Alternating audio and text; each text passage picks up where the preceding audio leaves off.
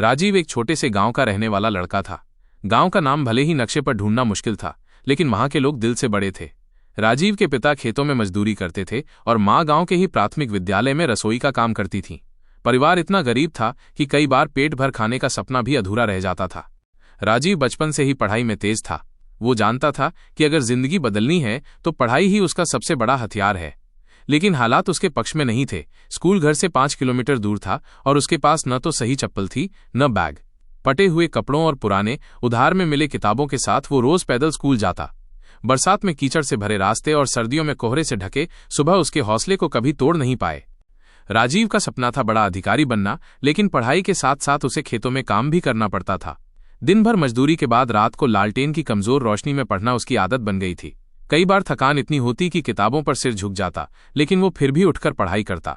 गांव के लोग अक्सर कहते, इतनी मेहनत से क्या होगा, किस्मत में जो लिखा है वही मिलेगा। लेकिन राजीव को अपनी किस्मत खुद लिखनी थी। 10वीं कक्षा में उसने पूरे जिले में दूसरा स्थान प्राप्त किया। ये उसके जीवन का पहला बड़ा कदम था। लेकिन आगे की पढ़ाई के लिए पैसों की समस्या सामने आई। पिता के पास फीस देने के पैसे नहीं थे। ऐसे में गांव के एक शिक्षक मिश्रा सर ने उसकी मदद की और किताबें भी दिलवाईं।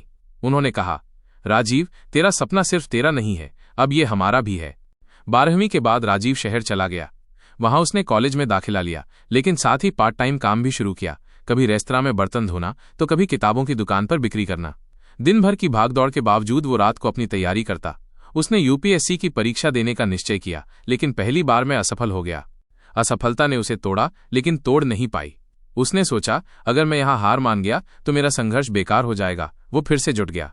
इस बार उसने अपनी गलतियों का विश्लेषण किया, पढ़ाई का तरीका बदला और समय का बेहतर उपयोग किया। तैयारी के दौरान कई बार भूखे पेट सोना पड़ा, किराए के लिए दोस्तों से उधार लेना पड़ा, लेकिन उसने कभी शिकायत नहीं की। वह जानता था कि ये सब अस्थायी कठिनाइयां हैं। दूसरे प्रयास में भी सफलता नहीं मिली, लेकिन इस बार उसका स्कोर पहले से बेहतर था। तीसरे प्रयास में उसने अपनी पूरी ताकत लगा दी।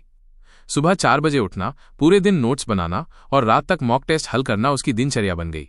आखिरकार नतीजे का दिन आया। वो अपने पुराने टूटी स्क्रीन वाले मोबाइल पर रिजल्ट चेक कर रहा था। जब उसने देखा कि उसके नाम के सामने सिलेक्टेड IAS लिखा है तो उसकी आंखों से आंसू बह निकले। उसे अपने संघर्ष के हर पल की याद आ गई। कीचड़ भरे रास्ते, लालटेन की रोशनी, भूखे पेट की रातें और गांव वालों की बातें। राजीव गांव लौटा तो लोगों ने उसे कंधों पर उठाकर स्वागत किया।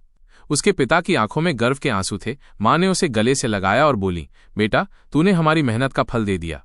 उसने गांव के बच्चों से कहा, सपने देखने में कभी हिचकिचाओ मत और मेहनत करने में कभी पीछे मत हटो। हालात चाहे जैसे हों, अगर इरादा मजबूत है तो मंजिल जरूर मिलेगी। आज राजीव न सिर्फ एक सफल IAS अधिकारी है, बल्कि अपने गांव में शिक्षा और रोजगार के लिए कई योजनाएं चला रहा है। वो जानता है कि जैसे उसके साथ मिश्रा सर ने किया, वैसे ही वो भी किसी का सहारा बन सकता है। राजीव की कहानी इस बात का प्रमाण है कि कठिनाइयां चाहे कितनी भी बड़ी क्यों न हो, अगर इंसान में मेहनत, धैर्य और विश्वास है तो वो मिट्टी की खुशबू से मंजिल तक पहुंच सकता है।